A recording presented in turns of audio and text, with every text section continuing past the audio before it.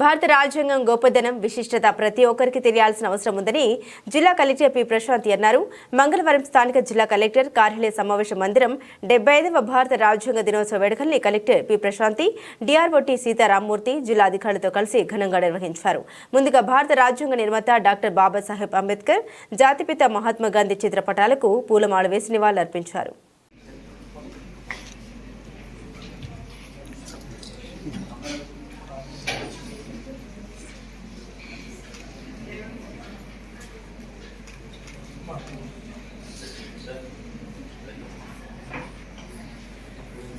Next item, electrician or wedding on an electrician. First place, K. Lasya. ఇప్పుడే మనందరూ ఎదురుకుండా కూడా మాట్లాడి చూపించింది అమ్మాయి. Sri Nagaraja municipal high school. Second place V Geetha Maheshwari, BEM aided high school. Third place R Sathvika, Lalacheruvu municipal corporation high school. Sri Akshaya school. Second place Y Jaish Akshaya Tejasri, Roshika, SKVT English Medium High School.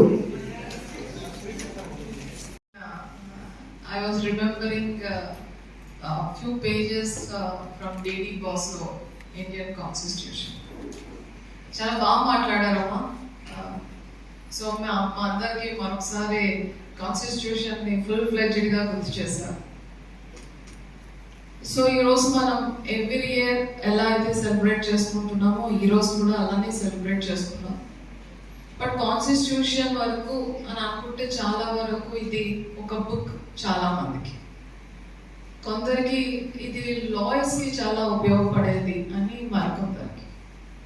మరికొందరికి మనం ఏ చట్టాలు చేసినా, అదర్వైజ్ మనం ఏం government acts or enactments or GOs తీసుకొచ్చినా ఈ బేస్తో చేయాలి అనేది. బట్ ఫైనల్గా చాలా తక్కువ మందికి తెలుసు that is a book, that is code of conduct for our way of life. So ఒక ఇండియాలో మనం ఉండాలి అని అంటే we should follow our constitution. So that is the basis for our way of life. The systems what we have enacted so far, otherwise the acts what we are following, or the procedures what we are adopting for rights and the responsibilities, otherwise the organizations what we are established to monitor all these kind of activities, all are derived from the constitution. So in constitution lekapothe manam undadu.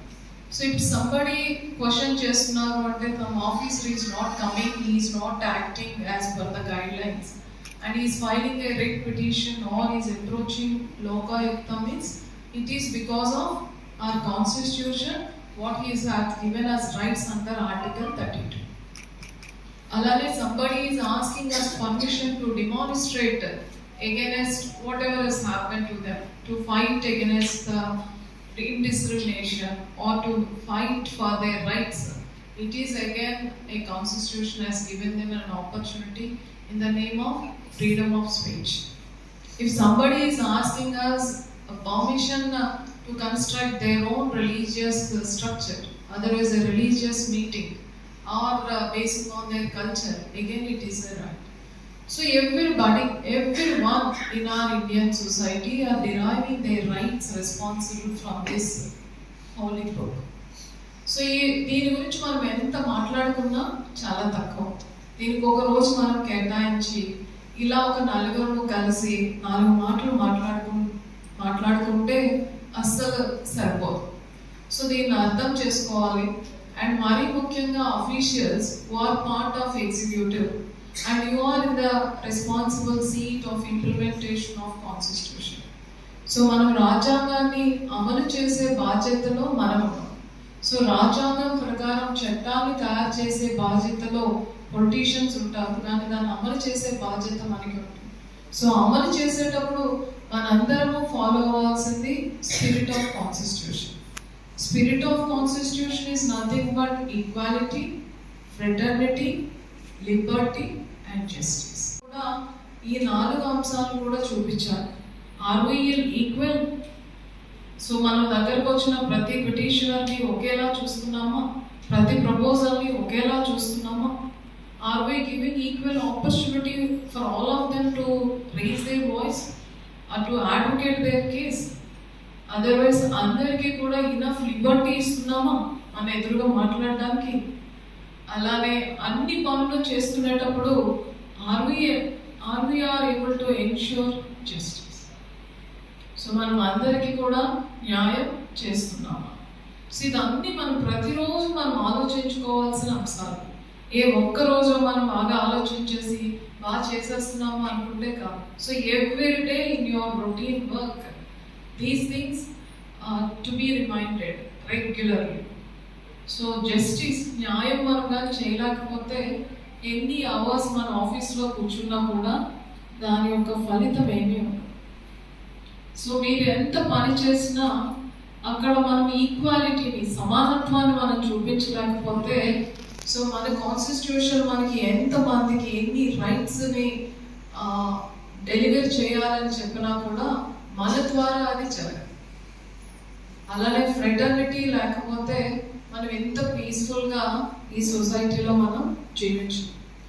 So I request all of you are present here, the spirit of constitution should be imbibed in our daily routine, whether it is in personal life or in official life. అలానే మనకి young generation ఎవరైతే ఉన్నారో వాళ్ళకి ఇంకా చెప్పాల్సిన అవసరం ఉంది.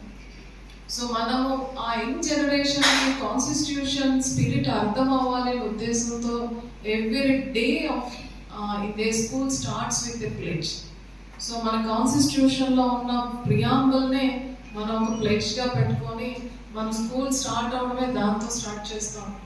But అది ఒక ప్లెడ్జ్, అదర్వైజ్ రోజు రిసైట్ చేసే ఒక డాక్యుమెంట్ గానో కాకుండా దాన్ని మన అందరం కట్టుబడి ఉండాలి అనేది మన మైండ్స్లో రిజిస్టర్ అవ్వాలి. నమస్కారాలు. ఈ రోజు నేను రాజ్యాంగం గురించి కొన్ని మాటలు మీతో చర్చించాలనుకుంటున్నాను. అసలు రాజ్యాంగం మనకి ఎందుకు అవసరం? అసలు భారతదేశానికి రాజ్యాంగం అవసరమా? ప్రపంచానికి రాజ్యాంగం అవసరం? ఈ అన్ని విషయాలు బట్టి మనకి రాజ్యాంగం అనేది తయారు చేశారు. మనకి 1949 నవంబర్ 26 తేదీన రాజ్యాంగాన్ని దత్తత తీసుకున్నారు. దాని తర్వాత జనవరి 26 తేదీన దీన్ని అమల్లోకి పరిచారు. అందుకే మనం గణతంత్ర దినోత్సవం జరుపుకుంటాము. దీన్ని రాజ్యాంగాన్ని క్రియేట్ చేసిన తర్వాత డ్రాఫ్టింగ్ కంపెనీ చైర్మన్ మన డాక్టర్ బిఆర్ అంబేద్కర్ గారు. ఈయన ప్రధానమైన పాత్ర పోషించారు. అసలు రాజ్యాంగం అంటే మనకు అవసరమా లేదా అనే దాని గురించి బిఆర్ అంబేద్కర్ గారే మనకి ప్రధానమైన పాత్ర పోషిస్తున్నారు. ముందుగా జిల్లా కలెక్టర్ పి ప్రశాంతి గారికి నా నమస్కారాలు. ఇక్కడ ఉన్న సభ సభ్యులందరికీ కూడా నా నమస్కారాలు. నేను ఇప్పుడు రాజ్యాంగం గురించి కొన్ని ముఖ్య విషయాలు మీతో పంచుకోవాలని మీ ముందుకు వచ్చేసాను. రాజ్యాంగం ప్రభుత్వం యొక్క విధానం. ఈ రాజ్యాంగంలో చట్టాలు, ఆదేశక సూత్రాలు, ప్రభుత్వాల విధానాలు, రాజ్యాంగ విధాలు మొదలైన అంశాలు ఎన్నో ఉంటాయి. ప్రతి దేశానికి ప్రభుత్వం అనేది సర్వసాధారణం, కానీ రాజ్యాంగం అనేది అతి ముఖ్యమైనది. ప్రతి దేశానికి ప్రభుత్వం శరీరం అయితే రాజ్యాంగం ఆత్మ లాంటిది. రాజ్యాంగం లేకపోతే దేశాన్ని ఊహించుకోవడమే కష్టం. ఆ రాజ్యాంగం ఆ దేశం యొక్క స్థితిగతులను చూపుతుంది.